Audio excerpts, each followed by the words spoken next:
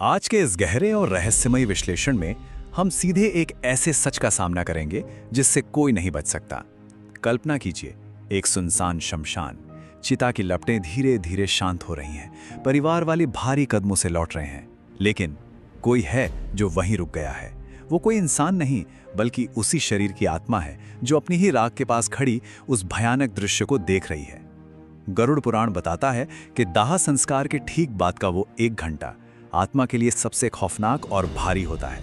आज हम इसी अंतिम घंटे के रहस्यों को गहराई से समझेंगे। ये सत्य कितना कड़वा है ना। शरीर राख बनता है और उसके साथ ही सारे सांसारिक बंधन भस्म हो जाते हैं। जरा सोचिए उस आत्मा की स्थिति, जो आत्मा कुछ ही पलों पहले तक उस शरीर के भीतर थी, वो अब उसे राख के ढेर में बदलते हुए देख रही है। जिस चेहरे को जीवन भर संवारा गया, मखमली बिस्तरों पर सुलाया गया, वो अब धू धू कर जल रहा है। ये दृश्य उस आत्मा के लिए किसी प्रलय से कम नहीं होता। उसे पहली बार ये भयानक एहसास होता है कि उसका भौतिक अस्तित्व हमेशा के लिए मिट चुका है। इस पूरी प्रक्रिया को समझने की कुंजी है सूक्ष्म शरीर। आत्मा का भौतिक शरीर तो नष्ट हो रहा है, लेकिन अब वो एक सूक्ष्म रूप में है। ये एक ऐसा रूप है जो दर्द, भावनाएं और मोह तो बहुत गहराई से महसूस करता है, लेकिन इस दुनिया की किसी भी चीज को छू नहीं सकता। अपने गहरे मोह में बंधी हुई आत्मा बार बार उस जलते हुए शरीर में वापस घुसने की तड़प उठती है।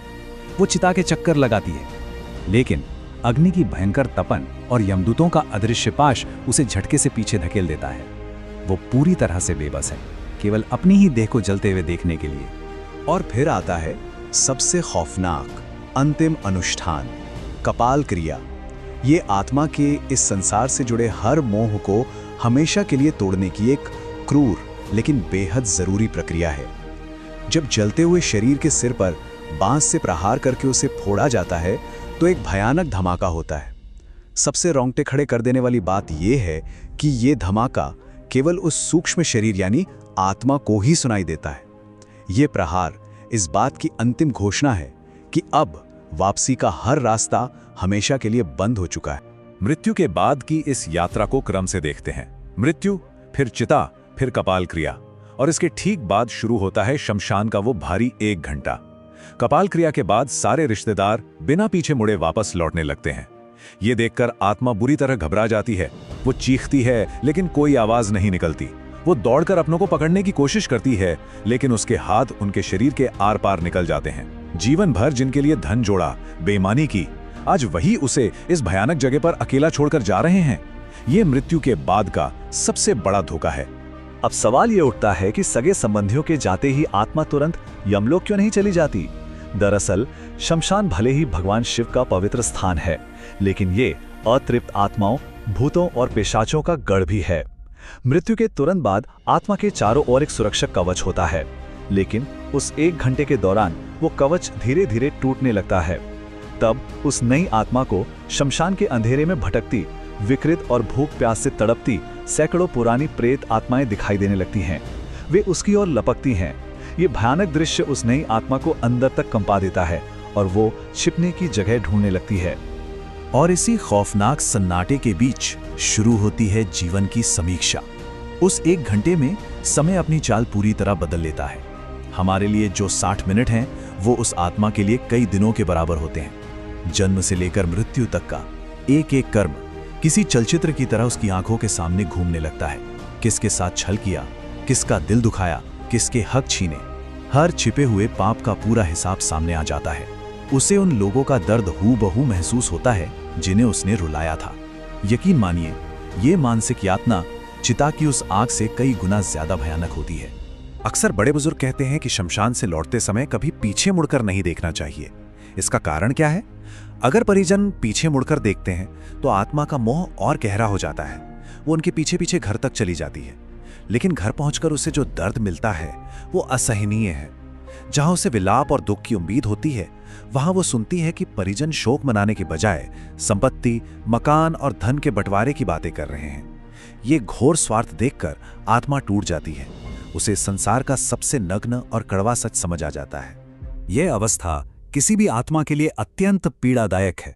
ग्रंथों में बताया गया है कि दाह संस्कार की भयानक गर्मी से आत्मा का सूक्ष्म शरीर भी मानो जल रहा होता है। उसे बहुत तेज प्यास और भूख तड़पाती है। वो अपने ही घर के जल स्रोतों और रसोई के पास जाती है, लेकिन पानी की एक बूंद भी गले से नीचे नहीं उतार सकती, क्योंकि उसका गला अब एक सुई की नोक जितना पतला हो चुका होता है। जीवन भर जिन इच्छाओं को पाला पोसा, आज वही अधूरी इच्छाएं उसे अंदर ही अंदर जला रही हैं और वो पूरी तरह से असहाय होकर बस तड़पती रहती है। ये सब हमारे कर्मों का ही सीधा परिणाम है।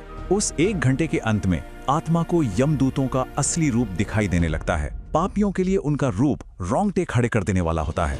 लाल अंगारे जैसी आंखें, बिखरे बाल और हाथों में लोहे का काला फंदा।